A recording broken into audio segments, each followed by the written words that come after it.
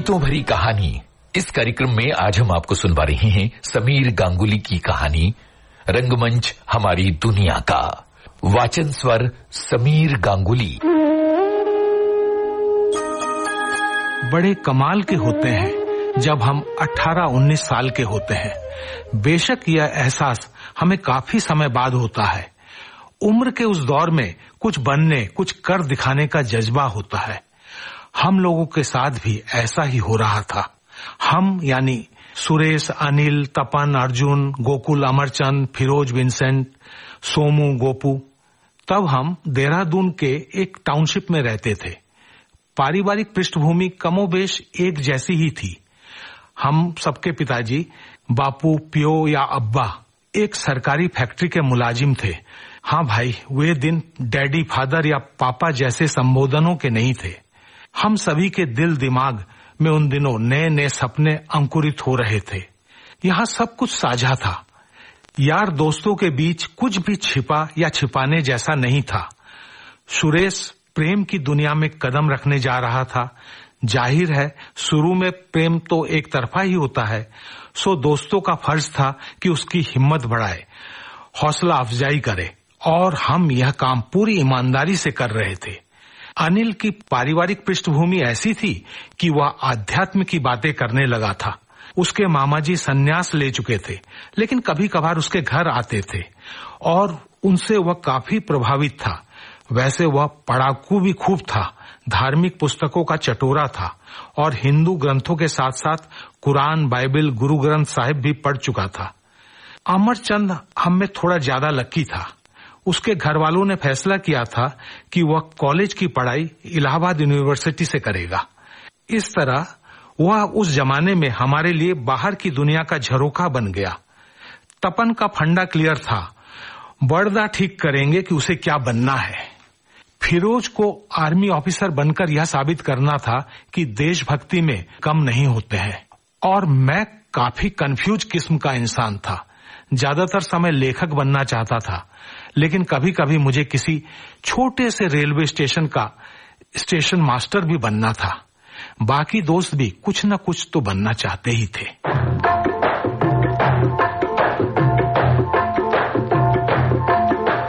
दिल करता ओ यारा दिलदारा मेरा दिल करता, ओ यारा दिलदारा मेरा दिल करता, ऐसा कुछ कर पाए यादों में बस जाए। दिल करता ओ यारा दिलदारा मेरा दिल करता, ओ यारा दिलदारा मेरा दिल करता।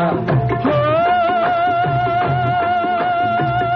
सदियों जहान में हो चर्चा हमारा, दिल करता ओ यारा दिलदारा मेरा दिल करता, ओ यारा दिलदारा मेरा दिल करता।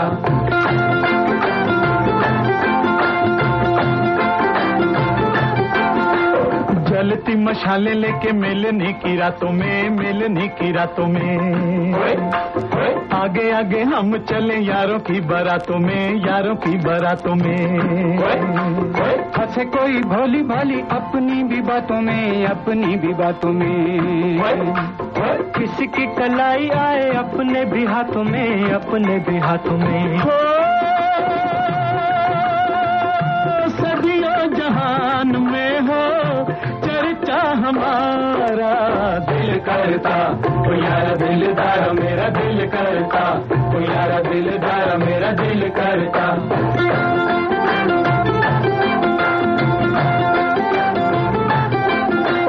नित नई धूमें मचे, नित नए मेले हों, नित नए मेले हों। परियों में घिरे रहे, कभी न अकेले हों, कभी न अकेले हों। गमों की घटाएं हों के खुशियों के रेले हों, खुशियों के रेले हों। दोनों से निभाने वाले हम अलबेले हों, हम अलबेले हों।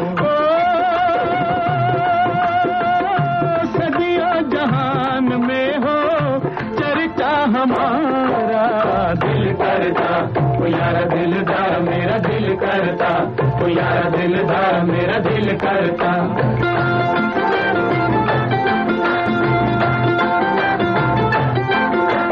हम जैसा जी आला कोई मिले ना हजारों में, मिले ना हजारों में। मरे चाहे जिए रहे अगली कतारों में, अगली कतारों में। झलके हमारा लहू कल की बहारों में, कल की बहारों में।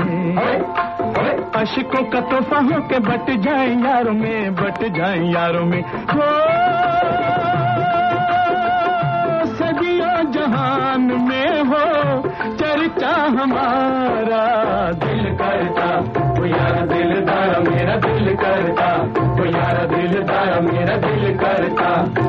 ऐसा कुछ कर पाए यादों में बस जाए, दिल करता वो यारा दिलदार मेरा दिल करता, वो यारा दिलदार मेरा दिल करता, वो यारा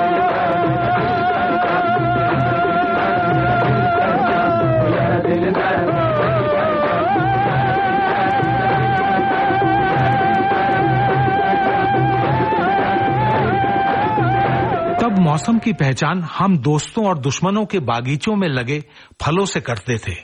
हमारे दुश्मन थे अफसरों के बंगले, जहां तक हमारी पहुंच नहीं थी। हम उन लोगों को बिना किसी लिटमस टेस्ट घमंडी, पाखंडी, न जाने क्या क्या घोषित कर चुके थे, और उनके बागीचों के पेड़ और उनमें लगे फल हमारी गुलेलों के निशाने पर सबसे पहले आते थे। बेशक यह काम तपती दोपहर, आंधी वाली बारिश या महा ठंडी रातों में किया जाता था। वैसे लिखने पढ़ने में हम में से कोई भी बुरा नहीं था। घर वाले जानते थे कि हम सब कक्षा में पहले 10 में तो रहेंगे ही, इसलिए घर पर कर्फ्यू वाला शासन नहीं था। दोस्तों के घर भी आना जाना था, खास तौर से जब ये पता हो कि उनके घर में कुछ स्पेशल पकने वाला है। इस मामले में हमारा रेकी मास्टर था विंसेंट उर्फ उन्नू। उसे हमेशा याद रहता था कि हम लोगों में से किसके घर कब कौन सा त्योहार मनाया जाने वाला है, इतवार के दिन किसके घर कौन सा स्पेशल नाश्ता बनने वाला है, और किसकी माँ अपने बेटे के दोस्तों के प्रति दिलदार है और किसकी बहन या छोटा भाई चुगलखोर है। सबके बड़े भाइयों से तो ऐसे भी हम सेफ डिस्टेंसिंग यानी सुरक्षित दूरी वाले फॉर्मूले पर ही यकीन करते थे। सच कहूं तो मैंने अपनी दोस्त मंडली का एक लिखित संविधान भी बनाया था। उसमें हर दोस्त के कर्तव्य और अधिकार निर्धारित किए गए थे। एक दोस्ती शपथ भी तैयार की गई थी। वह दोस्ती और दोस्तों के नाम दुनिया का जमाना था। तब हर कहीं हमारी दोस्ती का फसाना था। हम दोस्तों की कामयाबी को अपनी कामयाबी मानते थे। आज गालो मुस्कुरा लो,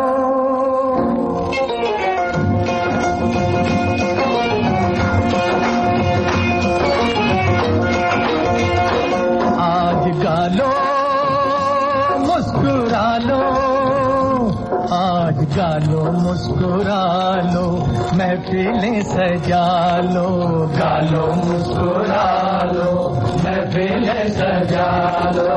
क्या जाने कल कोई साथी छूट जाए, जीवन की डोर बड़ी कमजोर यारो, जीवन की डोर बड़ी कमजोर। किसको खबर है कहाँ टूट जाए, गालो मुस्कुरा लो, महफिलें सजा लो, गालो मुस्कुरा लो, महफिलें सजा लो।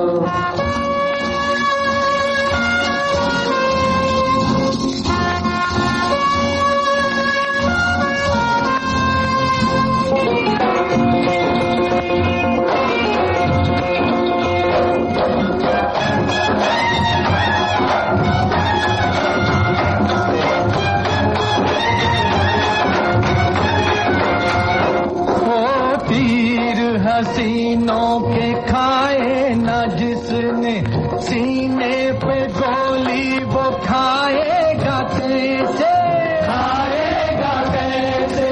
जुल्फों के साए में जो ना जिया हो, तोपों के साए में गाएगा कैसे, गाएगा कैसे।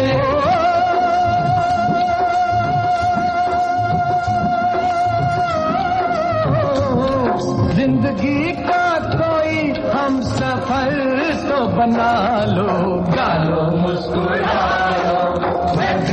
सजा लो, गालो मुस्कुरा लो, महफिलें सजा लो। ये वो वक्त था जब सभी दोस्त किसी नई राह पर कदम बढ़ा रहे थे।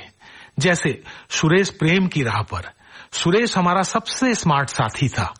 हम यह मानते थे कि अगर वह किसी महानगर में होता तो जरूर मॉडलिंग की दुनिया में होता। उसमें हीरो वाले मैनरिज्म थे। कहीं भी आईना नजर आता तो वह सामने खड़ा हो जाता, खुद को देखता रहता, कॉलर ठीक करता, जेब से कंघी निकालता और बालों को संवारने लगता। ऐसे में उसके मुंह से सीटी खुद ब खुद बजने लगती थी। तो हमारे इस सुरेश को प्यार हो गया था कॉलेज में साथ पढ़ने वाली लड़की रेवा पांडे से। दुबली पतली सी इस लड़की में दो खासियतें थी। एक तो वह पढ़ने में खूब होशियार थी और दूसरी बात साइकिल चलाकर कॉलेज आती थी। शुरू में सुरेश ने कुछ नहीं बताया, लेकिन जब दोस्तों ने देखा कि उसका घर लौटने का रूट अब रेवा पांडे के घर की गली के नजदीक से जाता है तो मामला समझ में आ गया। और फिर उसने भी झेपते हुए दिल की इस नादानी को मान ही लिया। मगर यह पेच यह था कि यह प्रेम अभी तक एक तरफा था। बालिका को अभी तक इस बात की भनक भी नहीं हुई थी। सो अब हम दोस्तों को ही अपना फर्ज निभाना था। सबसे पहले पता किया गया कि रेवा पांडे का कोई छोटा या बड़ा भाई नहीं है और उसके पिता डॉक्टर हैं। सो सुरेश या उसके शुभचिंतक दोस्तों के पिटने का कोई खतरा नहीं था। अब हम लोग सुरेश को रेवा पांडे से मिलाने के लिए तरह तरह के प्रोग्राम बनाने लगे। एक बार उसकी साइकिल की चेन निकालकर मदद के लिए सुरेश को साइकिल स्टैंड पर भेजा। एक बार रेवा का पर्स चुराकर कैंटीन में स्नैक्स के पेमेंट के लिए सुरेश को आगे धक्का दिया। मगर उसके आगे जाते ही सुरेश की बोलती बंद हो जाती थी। दो चाल के नाकामयाब होने के बाद तीसरी चाल के रूप में दोस्तों की सलाह पर मैंने यानी एक उभरते हुए लेखक ने पूरी फिल्मी भाषा में रेवा पांडे के नाम सुरेश का प्रेम पत्र लिखा और उसे साइकिल स्टैंड अटेंडेंट के मार्फत उस तक पहुंचाया गया।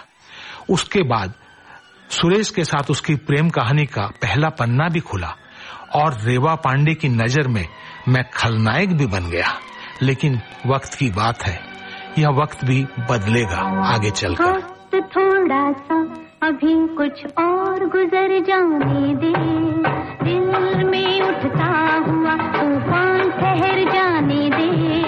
और थोड़ी देर देख लेने दे ये चेहरा, जिंदगी भर की थकन दिल से उतर जाने दे। वक्त थोड़ा सा अभी कुछ और गुजर जाने दे, दिल में उठता हुआ तूफान ठहर जाने दे। और थोड़ी देर देख लेने दे ये चेहरा, जिंदगी भर की थकन दिल से उतर जाने दे। वक्त थोड़ा सा अभी कुछ और गुजर जाने दे।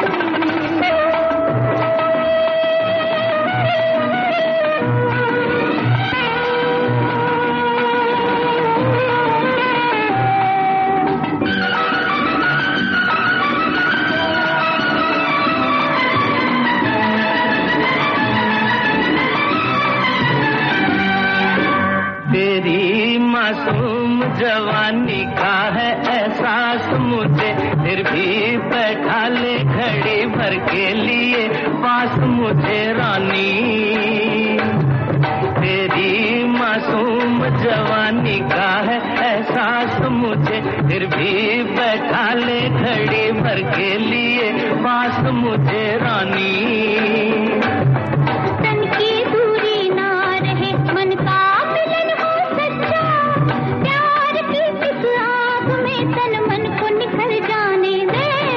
वक्त थोड़ा सा अभी कुछ और गुजर जाने दे, दिल में उठता हुआ तूफान ठहर जाने दे। और थोड़ी देर देख लेने दे ये चेहरा, जिंदगी भर की थकन दिल से उतर जाने दे। वक्त थोड़ा सा अभी कुछ और गुजर जाने दे।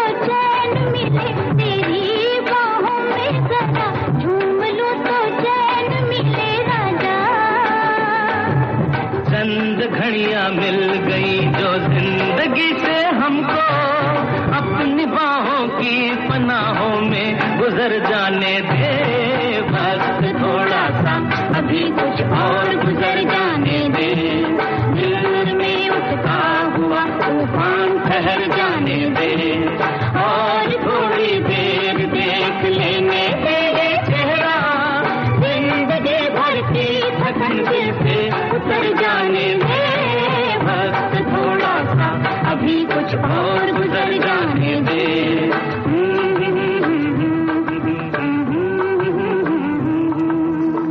इधर अनिल की कहानी बिल्कुल अलग ट्रैक पर चल रही थी। अब वह कुरान पढ़ रहा था। अनिल वैसे भी इतना साफदिल इंसान था कि उससे कोई झगड़ा कर ही नहीं सकता था, और वह गाता भी बहुत सुरीला था। हालांकि उसकी आवाज थोड़ी पतली थी और कभी कभी धोखा हो जाता था कि घर के अंदर से उसकी आवाज आ रही है या उसकी झगड़ालू बहन कुसुम की। हाँ, अनिल बर्फ था तो उसकी बहन कुसुम तोप का गोला। वह हम सभी से चिढ़ती थी और हम सब के उसने नाम रख डाले थे। एक दिन अनिल से हमने पूछा, अरे भाई, राक्षस बनने की इस उम्र में तुझे साधु सन्यासी बनने का पाठ किसने पढ़ा दिया? वो हंसकर बोला, रामलीला में बंदर बनने की चाह ने। उफ, अब समझा मुझमें भी कुछ क्रांतिकारी परिवर्तन आए थे उसी रामलीला में राक्षस सेना बनने के बाद। वैसे उसने एक दिन गंभीर होकर कहा था, रामकृष्ण परमहंस के बारे में जानने के बाद। वो सर्वधर्म समभाव जैसी कोई बात कहता था जो हमारे पल्ले नहीं पड़ती थी। उसका हमारे साथ दोस्ती करना सचमुच बेमेल था, इसलिए उसके घर के दरवाजे हमारे लिए कभी नहीं खुलते थे। जब भी उसके घर भंडारा लगता था, हमें दबे पांव उसके घर के पिछवाड़े जाकर प्रसाद का इंतजार करना पड़ता था। मुझे याद है, मुझे घर के बरामदे पर खड़ा देखकर कुसुम चिल्लाई थी, माँ, हैंडपंप आ गया है। माँ तुरंत बाहर आई। मैंने पीछे मुड़कर देखा, कहाँ है हैंडपंप और कौन लेकर आया है? उसकी माँ बोली, अरे आगे पीछे क्या देखता है, तू ही है हैंडपंप। मैंने इनकार करते हुए कहा, नहीं, ये नाम जचा नहीं, मुझे सूट नहीं करता है। कुसुम चिल्लाकर बोली, बिल्कुल सूट करता है, तू जितना जमीन के ऊपर है उतना ही नीचे है। उसकी माँ बोली, तुम लोग हमारे अनिल को बिगाड़ना बंद करो, खबरदार उसको जो कोई बुलाने आया, मैं उसकी टांगे तोड़ दूंगी। मैं भी गुस्से में बोला, वो खुद आता है और खैर मनाओ। कल हम उसे जोगीवाला से समझाकर वापस ले आए, नहीं तो वो ऋषिकेश जा रहा था बाबा खड़ाऊ दास का शिष्य बनने, सन्यास लेने। ये झूठ था, मगर ये मेरा बदला था।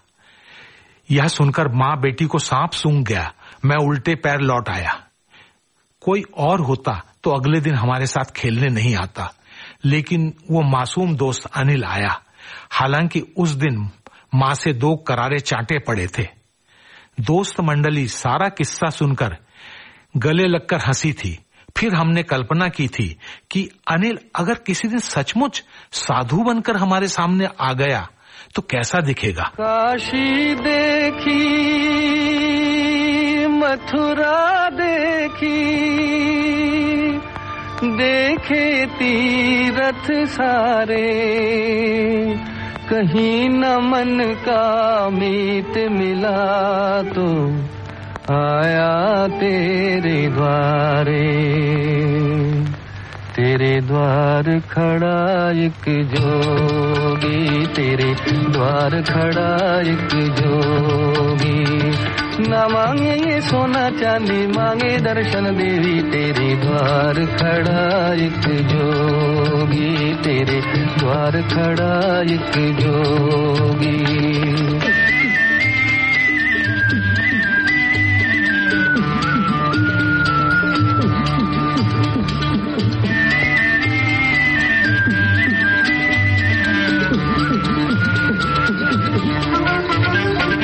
करके जतन आया, मन में लगन लाया, आँखियों में दर्शन प्यास। करके जतन आया, मन में लगन लाया, आँखियों में दर्शन प्यास। प्रीत की भिक्षा, प्रेम की शिक्षा, मांग रहा ये दास, मांग रहा ये दास।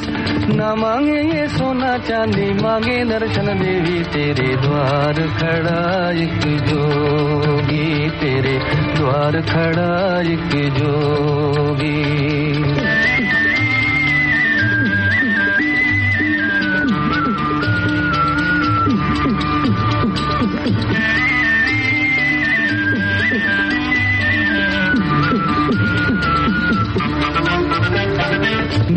दुनिया से मुख मोड़ा तेरे लिए जग छोड़ा, छोड़ दिया घर बार। दुनिया से मुख मोड़ा तेरे लिए जग छोड़ा, छोड़ दिया घर बार। बन बन छाना मैंने तुझे देवी माना मैंने, सुन ले मेरी पुकार, सुन ले मेरी पुकार। ना मांगे ये सोना चांदी मांगे दर्शन देवी, तेरे द्वार खड़ा एक जोगी, तेरे द्वार खड़ा एक जोगी। ना मांगे ये सोना चांदी मांगे दर्शन देवी, तेरे द्वार खड़ा एक जोगी, तेरे द्वार खड़ा एक जोगी। एक दिन सुरेश को हमने कुछ गुमसुम सा पाया। कुरेदा तो उसने बताया कि रेवा पांडे को कई दिन से नहीं देखा, कॉलेज भी नहीं आ रही है। मैंने उसका हौसला बढ़ाते हुए कहा, तू उदास मत हो दोस्त, कल से बारी बारी से हम सभी दोस्त उसकी गली का चक्कर लगाएंगे और पता लगाएंगे कि मामला क्या है। हो सकता है वो बीमार हो तो किसी डॉक्टर को उसके घर भिजवा देंगे, हो सकता है वो दूसरे शहर गई हो किसी रिश्तेदार के यहाँ, तो उसके लौटने की तारीख का पता लगाएंगे। हो सकता है उसकी एंगेजमेंट हो गई हो तो उसे तुड़वाने का कोई तरीका निकालेंगे। इस तीसरी बात पर दोस्तों ने मुझे गुस्से से देखा। सिर्फ अनिल ने हंसकर कहा, तुझे हैंडपंप सही नाम दिया है, तेरे मुख से कब क्या और कितना निकलेगा कोई नहीं जानता। और अनिल की इस बात के साथ ही माहौल हल्का हो गया। गोपू ने अपने थैले से एक चकोतरा, 4 अमरूद और 2 नींबू निकाले और फ्रूट चाट बनाने की तैयारी करने लगा। अर्जुन ने पूछा, इन फलों का स्पॉन्सर कौन है? गोपू ने धीरे से कहा, सागर सिंह का बगीचा। सच, एक तो बचपन के दिनों में फलों की चोरी को चोरी नहीं माना जाता और दूसरे चोरी का माल बड़ा मीठा होता है। तभी पोस्टमैन ने आकर मेरी एक कहानी का पारिश्रमिक थमाक दिया। फिर तो सबकी मौज हो गई, फौरन उसे खर्च करने का प्लान बन गया। मैंने कहा, दोस्तों कहानी सुनाऊं क्या? कमबख्तों ने कहा, वो फिर किसी दिन। ऐसे कमबख्त दोस्त कहां आसानी से मिलते हैं। तब किसे यह सोचने की फुर्सत थी कि एक दूसरे से बिछड़कर हमारी जिंदगी कैसी होगी। एक से बिछड़कर भी हम शायद अधूरे रह जाएंगे। बहती हवा सा था वो, उड़ती पतंग सा था वो, कहाँ गया उसे ढूंढो। हमको तो राहें थी चलाती, वो खुद अपनी राह बनाता, गिरता संभलता मस्ती में चलता था वो। हमको कल की फिक्र सताती, वो बस आज का जश्न मनाता, हर लम्हे को खुल के जीता था वो। कहाँ से आया था वो, छूके हमारे दिल को, कहाँ गया उसे ढूंढो।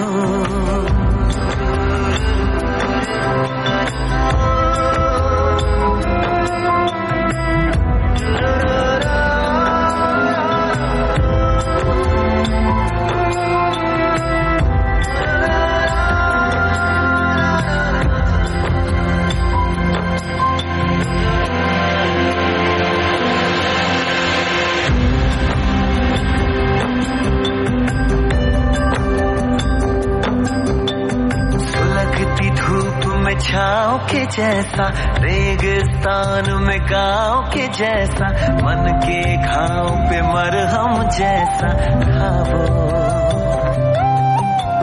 हम सहने से रहते कुएं में, वो नदिया में गोते लगाता, उल्टी धारा चीर के तैरता था वो। बदला बारा था वो, यार हमारा था वो, कहाँ गया उसे ढूंढो। हम अपनी राह बनाता, गिरता संभलता मस्ती में चलता था वो। हमको कल की फिक्र सताती, वो बस आज का जश्न मनाता, हर लम्हे को खुल के जीता था वो।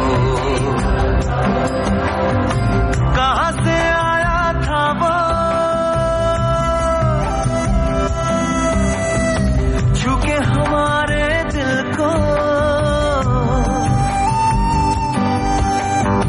कहाँ गया उसे ढूंढूं।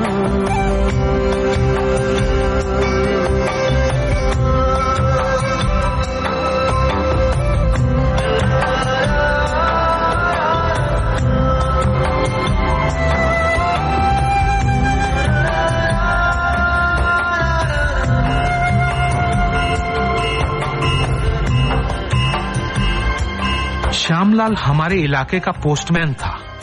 वह हमें चिट्ठियां देना एहसान करने जैसा मानता था और बख्शीश लेना अपना हक। किसी की रजिस्ट्री आ जाए तो वह पता लगा लेता था कि यह पर्सनल लेटर है या सरकारी, और किसी का इंटरव्यू का लेटर आ जाए तो उसकी आंखें फैल जाती थी।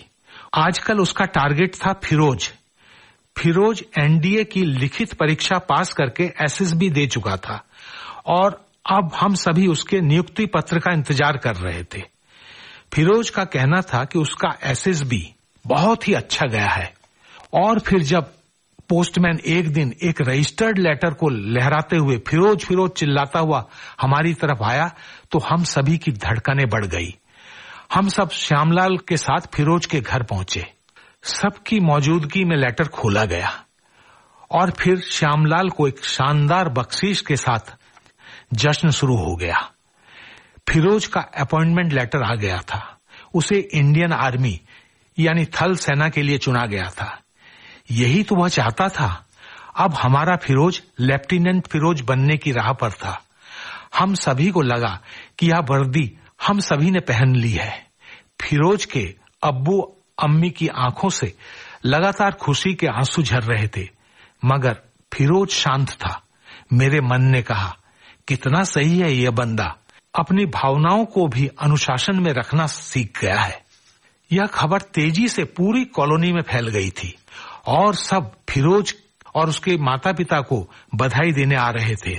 इस बीच तपन और विंसेंट एक टोकरी भर लड्डू ले आए। लड्डू बंटने लगे। चित्ते और मित्ते को भी बस भांगड़ा करने का मौका मिल गया। मौके की नजाकत देख पता नहीं कहां से गाने बजाने वालों का एक दल भी आ गया और नाचने लगा। मैंने उनके कान में हल्के से फिरोज के अब्बा की मनपसंद कव्वाली के बोल डाल दिए। आज यही उनका नाच देखने का गोल्डन मौका था। और फिर शुरू हो गई कव्वाली और साथ में एक हैरत अंगेज नृत्य की जुगलबंदी।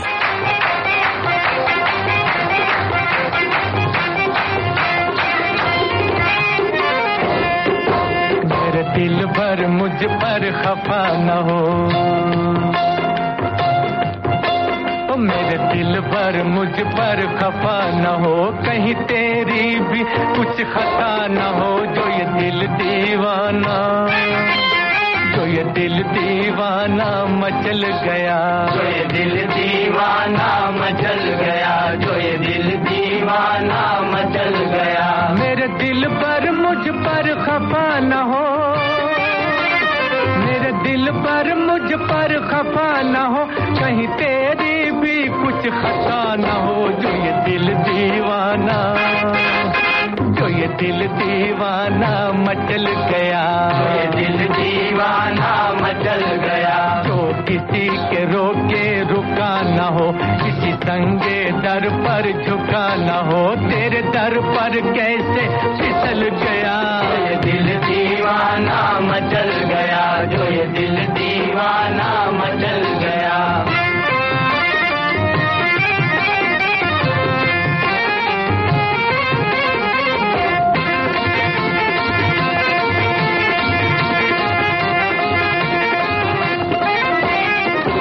ये नजर में मस्ती घुली घुली, ये सुनहरी रंगत धुली धुली,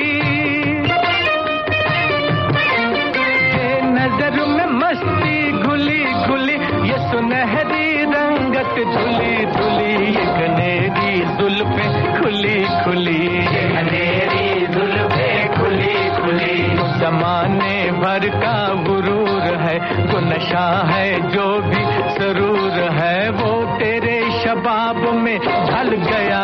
ये दिल दीवाना मचल गया, जो ये दिल दीवाना मचल गया।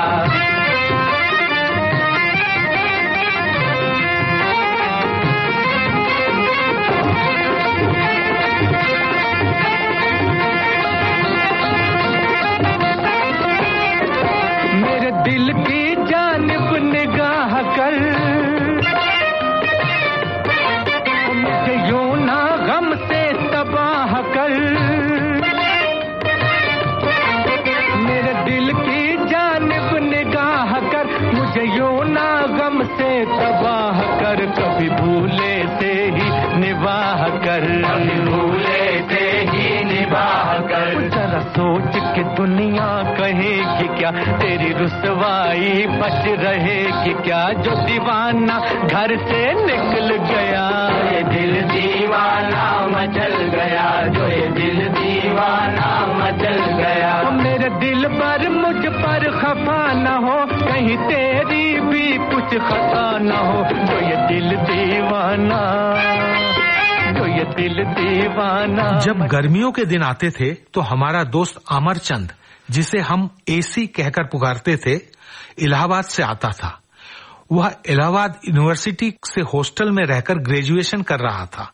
वह हमारे लिए एक बड़ी दुनिया को देखने का झरोखा था।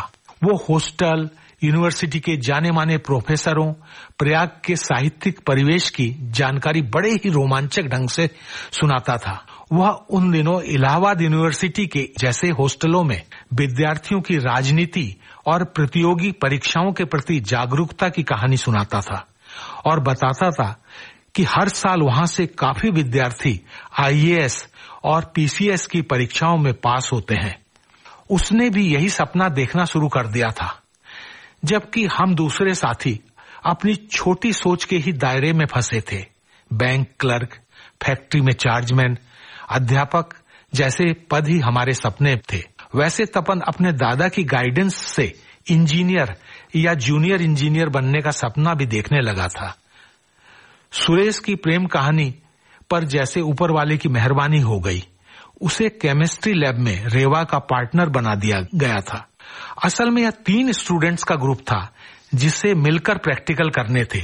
तीसरा लड़का कीर्ति मोटे चश्मे वाला पढ़ाकू बंदा था। उससे सुरेश को कोई खतरा नहीं था। हमें पूरी उम्मीद थी कि अब कहानी आगे बढ़ेगी, और यह कहानी आगे बढ़ी भी। इस बीच अमरचंद उर्फ एसी ने एक अजीब सी फरमाइश रख दी मेरे सामने। एक दिन फुसफुसाकर कहा, चल तू और मैं मिलकर किसी लड़की को पटाने की कोशिश करते हैं। जिससे भी पट जाएगी दूसरा पीछे हट जाएगा। मैंने हैरानी से पूछा, मगर किस लड़की को? उसने गंभीरता से कहा, कल से पूरी कॉलोनी का चक्कर लगाएंगे और अपने लायक लड़की ढूंढेंगे। सचमुच हमने ऐसा किया भी। फिर उसकी छुट्टियां खत्म हो गई और वह इलाहाबाद लौट गया। अपना यह अभियान यहीं खत्म हो गया। मगर रेवा ने हमें हैरान करके रख दिया। कॉलेज के एनुअल फंक्शन में उसने एक ऐसा गाना गाया कि सुरेश को उसकी दुनिया मिल गई। आप मुझे अच्छे लगने लगे, सपने सच्चे लगने लगे। आप मुझे अच्छे लगने लगे, सपने सच्चे लगने लगे। नैन सारी जगने लगे कि आप मुझे अच्छे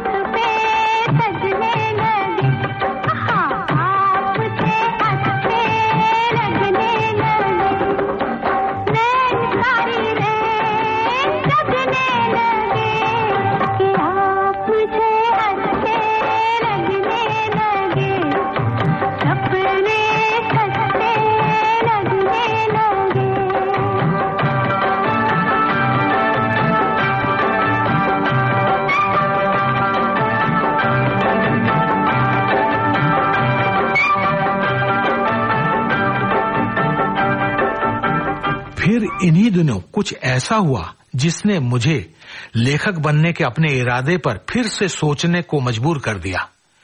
हुआ ये कि मोहल्ले के सबसे खड़ूस इंसान की कैटेगरी में आने वाले चमन सिंह अपनी पहली बीवी की मौत के 1 साल के अंदर ही दूसरी बीवी घर ले आए। तो दोस्तों की फरमाइश पर मैंने एक कहानी लिख डाली और कहानी छप गई तो हंगामा हो गया। ये बंदा अपने से आधी उम्र की किसी गरीब परिवार की लड़की को ब्याह लाया था। उसके अड़ोसी पड़ोसी बताते थे कि सारा दिन रात लड़की के रोने चिल्लाने की आवाज सुनाई देती है। बस इसी जुल्म के खिलाफ मुझ जैसे उभरते लेखक ने एक दिल पिघलाने वाली कहानी लिख डाली थी। और अब ब्रेकिंग न्यूज यह थी कि चमन सिंह ने पुलिस थाने में मेरी शिकायत कर दी थी। थाने का सिपाही घर आकर कह गया था कि इंस्पेक्टर त्यागी ने 11 बजे थाने में बुलाया है। यह सुनकर घर वालों के तो होश उड़ गए, मगर दोस्तों ने बड़ा हौसला बढ़ाया, यह कहकर कि लेखक दोस्त तुम आगे बढ़ो, हम तुम्हारे पीछे हैं। हाँ, कमबख्तों ने यही कहा था। ये नहीं कहा कि हम साथ हैं, बस ये कहा हम पीछे हैं। खैर, मैं 7-8 दोस्तों के साथ थाने में इंस्पेक्टर त्यागी के पास पेशी के लिए पहुंचा। उस समय मेरी कहानी उनकी मेज पर थी। हम सबको देखकर वो हंसे। फिर पूछा, लेखक कौन है? सबने मुझे धक्का देकर आगे कर दिया। इंस्पेक्टर त्यागी ने कुर्सी की तरफ बैठने का इशारा किया और कहा, यार कहानी तो बड़ी अच्छी लिखी है। फिर उन्होंने मेज की दराज खोली। हमें लगा डंडा निकाल रहे हैं, लेकिन उन्होंने एक रजिस्टर निकाला और हंसते हुए कहा, मैं भी शेरो शायरी करता हूं, नाटक नौटंकी भी करता हूं, सुनो मेरी एक गजल। यारो, उसके बाद तो थाने का माहौल ही बदल गया। थानेदार के साथ हमारी महफिल घंटे भर चली। जलेबी समोसे का दौर भी चला। विदाई के वक्त इंस्पेक्टर त्यागी जी ने कहा, 2 महीने बाद हम कॉलोनी के कम्युनिटी हॉल में एक नाटक खेलेंगे। लेखक, तुम्हें एक नाटक लिखना है पूरे 1 घंटे का, और हम सब मिलकर उसे खेलेंगे। जनता को भाईचारे का संदेश देंगे। सुरेश ने पूछा, सर इसकी रिपोर्ट का क्या होगा? इंस्पेक्टर ने हंसकर कहा, रिपोर्ट डिसमिस। लेखक समाज का मार्गदर्शक होता है, उसे सजा नहीं पुरस्कार मिलना चाहिए। हम लौट आए। उस दिन पुलिस थाने से हमें यूं हंसते लौटते देखकर पूरा मोहल्ला हैरान था, मगर हमें कहां किसी की परवाह थी। हमारे लिए मस्ती के आगे मंजिल और कारवां बेमानी थे।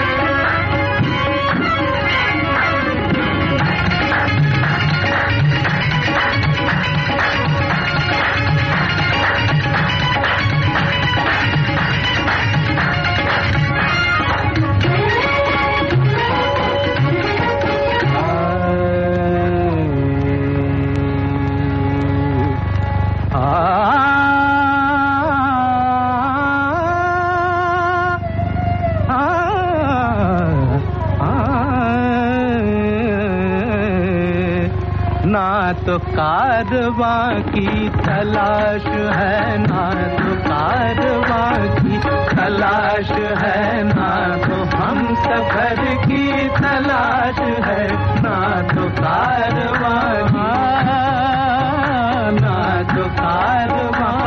की तलाश है, ना तो कारवां की, ना तो कारवां की, ना तो कारवां, न तो कारवां की तलाश है, न तो हम सफर की तलाश है। अब न तो हम सफर की तलाश है, अब ना हम सफर है, ना तो हम सफर की, ना तो हम सफर की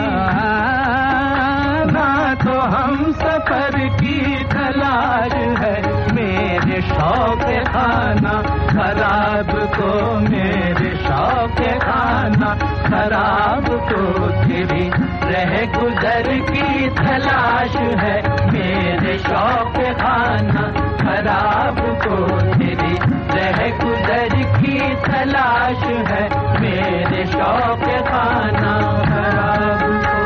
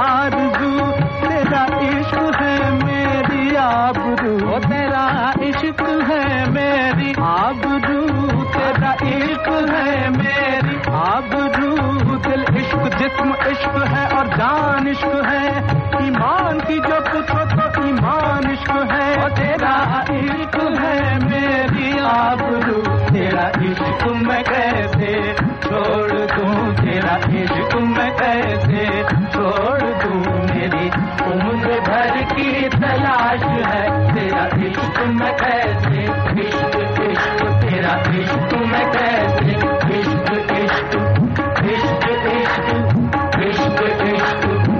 इसके कुछ महीनों बाद कई बातें हुई। इंस्पेक्टर त्यागी ने हमसे नाटक करवाकर ही छोड़ा और ये नाटक मुझसे उसी कहानी पर लिखवाया गया। नाटक हिट रहा। हम लोगों की समझ में भी आ गया कि इंस्पेक्टर ने इस नाटक से जुड़कर यह संदेश देने की कोशिश की है कि पुलिस और समाज का एक सकारात्मक रिश्ता होना चाहिए। एक और बात हुई इस नाटक के बाद। मोहल्ले की महिलाओं की चमन सिंह की पत्नी के बारे में दिलचस्पी जागी। विंसेंट के पिताजी फैक्ट्री के लेबर ऑफिसर थे, इसलिए उनसे सलाह मशविरा करके एक दिन विंसेंट की मां के नेतृत्व में कुछ महिलाएं चमन सिंह की गैर मौजूदगी में उनकी पत्नी से मिली। उन पर हो रहे अत्याचार की कहानी सुनकर महिलाओं का खून खौल गया। फिर महिला मंडली ने चमन लाल की अल्पवयस्का पत्नी का उद्धार करने की ठान ली। हम लोगों से भी सलाह ली गई। काजल नाम की उस लड़की की पढ़ाई में दिलचस्पी को देखकर उसे कॉलेज भिजवाने की योजना बनाई गई। फिर एक महाधमाका हुआ। चमन लाल के साथ जब बैठक की गई तो शुरू में उसने पागल हाथी जैसा बर्ताव किया, मारपीट की धमकी भी दी। लेकिन विंसेंट के पिताजी ने जब पत्नी के साथ मारपीट करने के जुर्म में नौकरी जाने और इंस्पेक्टर त्यागी ने हवालात में बंद करने की धमकी दी तो वह रास्ते पर आ गया और फिर जल्द ही काजल कॉलेज जाने लगी। हम लोगों की दोस्त भी बन गई। उसकी जिंदगी एक हादसा बनते बनते रुक गई। हमारे लिए यह एक बड़ी तसल्ली की बात थी।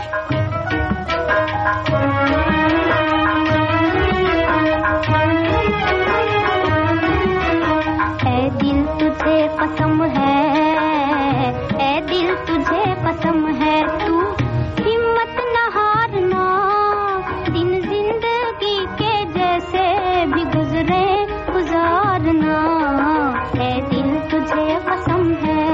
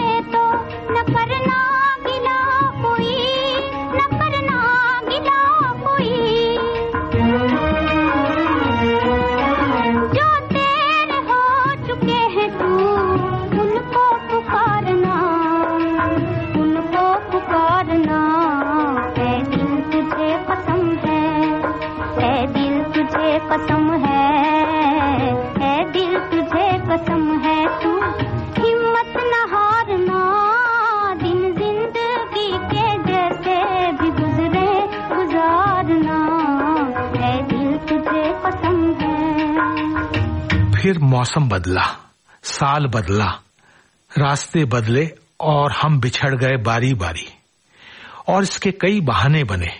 किसी के पिताजी का दूसरे शहर में ट्रांसफर हो गया, कोई आगे की पढ़ाई के लिए दूसरे शहर चला गया, किसी की बाहर नौकरी लग गई।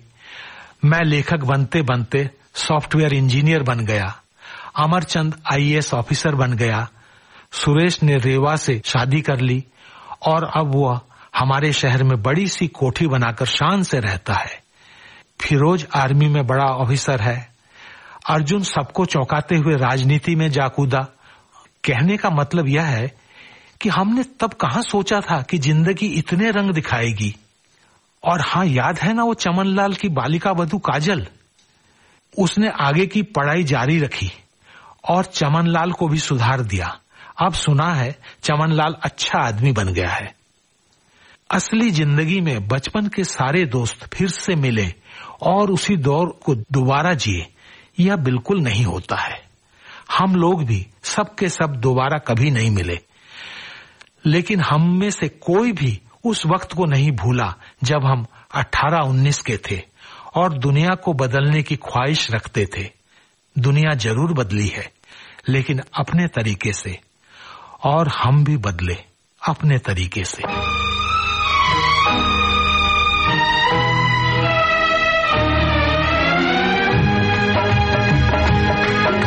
बने चाहे दुश्मन जमाना हमारा, बने चाहे दुश्मन जमाना हमारा, सलामत रहे दोस्ताना हमारा। बने चाहे दुश्मन जमाना हमारा, सलामत रहे दोस्ताना हमारा, सलामत रहे दोस्ताना हमारा। बने चाहे दुश्मन जमाना हमारा, सलामत रहे दोस्ताना हमारा।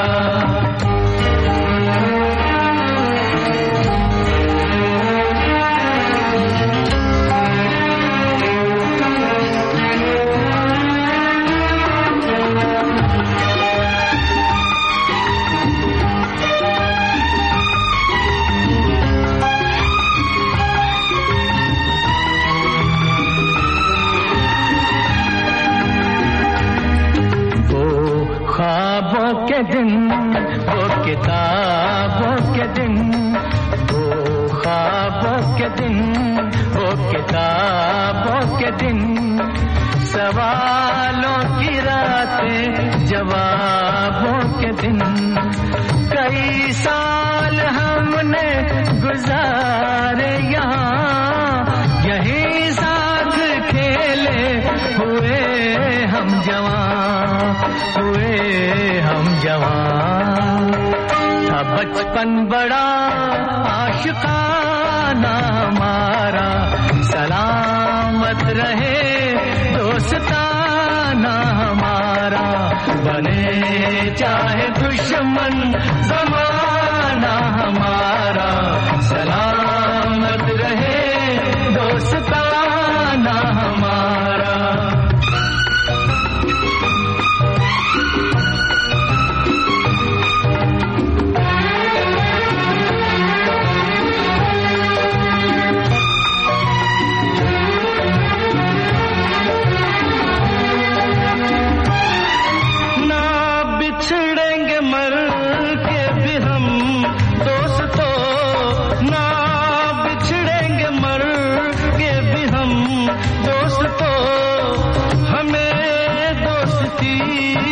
कसम दोस्तों, पता कोई पूछे तो कहते हैं हम, एक दूजे के दिल में रहते हैं हम, रहते हैं हम। नहीं और कोई ठिकाना हमारा, सलामत रहे दोस्ताना हमारा। बने चाहे दुश्मन जमाना हमारा, सलामत